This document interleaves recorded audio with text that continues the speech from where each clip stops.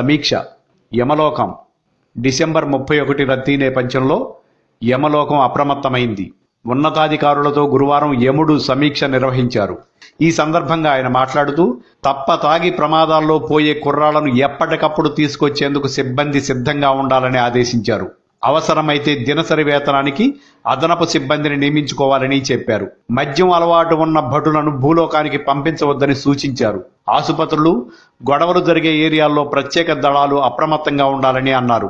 మద్యం దుకాణాల వద్ద గస్తీ ముమ్మరం చేయాలని చెప్పారు. ఎక్కువగా తాగే కుర్రాళ్లను గుర్తించి అవసరమైతే వాళ్ల బండ్లు వెనక భటులను పంపించే ఏర్పాట్లు చేయాలన్నారు. రాత్రి 12 దాటిన తర్వాత భటులకు పనిభారం పెరుగుతుందని, అయినా అలసట చెందకుండా బాధ్యతాయుతంగా వ్యవహరించాలని కోరారు. ఎప్పటికప్పుడు డాక్టర్లతో మాట్లాడి జాబితా సిద్ధం చేయాలన్నారు. ఎంతమందిని తీసుకువచ్చినా ఇబ్బంది లేదని, యమలోకంలో రద్దీకి తగ్గట్టు ఏర్పాట్లు చేశామని చెప్పారు. కుర్రాళ్లు ఎక్కువగా ఉండే అవకాశం ఉన్నందున వారి కోసం ఇంటర్నెట్ సదుపాయం కల్పించామని చెప్పారు. రావటానికి మారం చేసే వాళ్లపై కఠినంగా వ్యవహరించాలన్నారు. గత ఏడాది మందు ఎక్కువై కాలవల్లో పడిపోయిన వారిని కూడా భటులు పొరపాటున తెచ్చి తొక్కిసలాటకు కారణమయ్యారని గుర్తు చేశారు.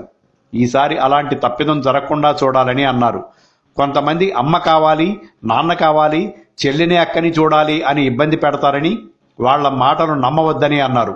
వాళ్లకి నిజంగానే ప్రేమే ఉంటే అంతలా తాగి బండి నడపరన్న విషయాన్ని భటులు గుర్తించాలన్నారు. లక్కీ డ్రాప్ అంటూ వాళ్లు తాగే చివరి మందు చుక్కలు వాళ్ల అమ్మ నాన్న కన్నీటి చుక్కలని, ఈ విషయాన్ని వాళ్ళకి చెప్పొద్దని అన్నారు.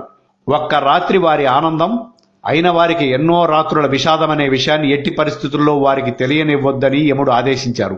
ఈ సమీక్షలో చిత్రగుప్తుడు, యమలోక ఉన్నతాధికారులు, సీనియర్ పాపులు పాల్గొన్నారు.